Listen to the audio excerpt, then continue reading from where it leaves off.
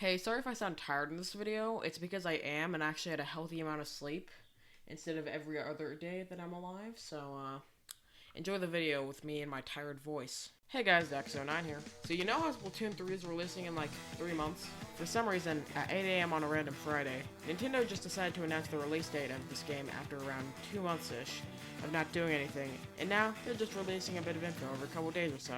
Let's just hope those game developers are doing well and making the game, good.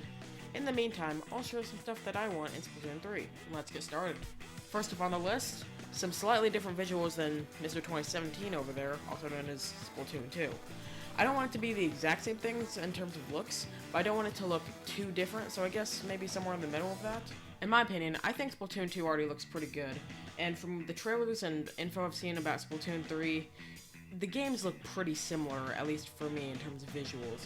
I'd still like it to be a bit different, but I still don't want it to be completely different, like I said earlier. Another thing I'd like is some more communication options during battles.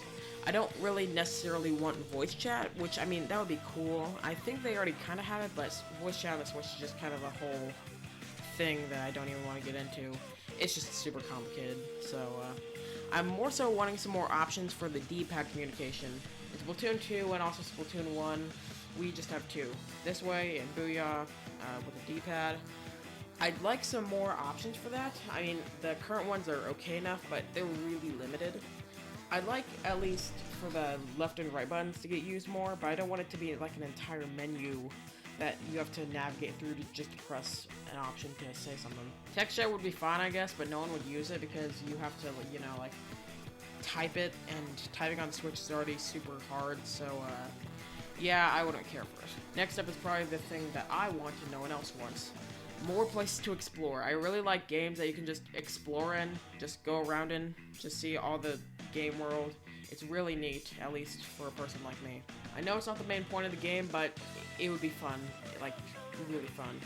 I want to see the outside world, please Nintendo. I don't want to have to go outside to look at the outside world. I just want to see Squid World. The closest thing I've ever gone to that is Splatoon 1 hacks, and that's not even that fun because you just glitch for 3D models half the time. Even if it's just walking outside, that would be fun, just seeing all the random stuff. Something that I already kind of expected to happen, but I also wrote the script a couple months ago, before Nintendo started announcing all their info on Twitter, was keeping a lot of stuff from Splatoon 1 and 2.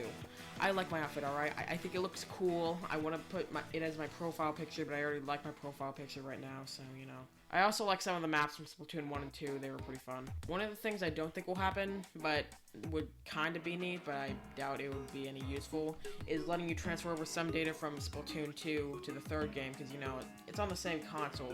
They didn't do it from Splatoon 1 and 2, even though theoretically, they still could. Bit off topic, but Splatoon 1's data could be transferred to Splatoon 2 technologically.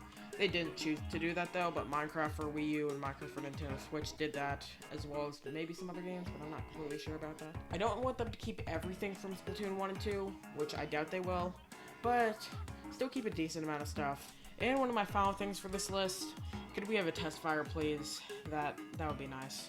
I heard that the only reason they did test fires was to test the servers, but I'm not 100% sure about that, so take that with a grain of salt. According to the info I've seen, Splatoon 2's first test fire released about 4 months before the game was released, and Splatoon 1's only released about 20 days before the game released. This gives me some lower hopes for a test fire, but if there was one, I'd presume it might be mid-summer, like June, July, or August. One last thing I didn't write in the script, but I still want to add is, could they release like a Splatoon 3 Pro Controller? I have a Splatoon 2 Pro Controller right next to me, but it's kind of gotten a bit more wear and tear than I expected. I don't want to pay $86 for a new Splatoon 2 Pro Controller, even though I could just get a regular one for $15 less. There's also some weird orange stuff right next to the L button on mine, but I'm getting off topic. And those are some things that I'd like Splatoon 3 to have. Now we just have to wait until September 9th. That'll be a fun night filled with waiting for the game to unlock on my Switch, playing for a couple hours, realizing that it's 6 AM on a Monday, going to school, and then passing out on my desk, and dreaming about Splatoon 3 or something, I don't know. That should be fun. Anyways, thanks for watching, comment, like, and subscribe, and I'll see you soon. Bye.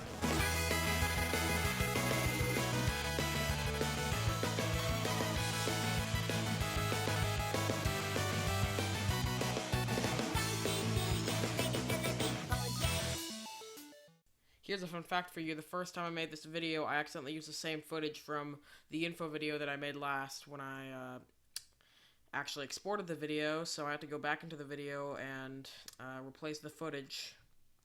So that's fun.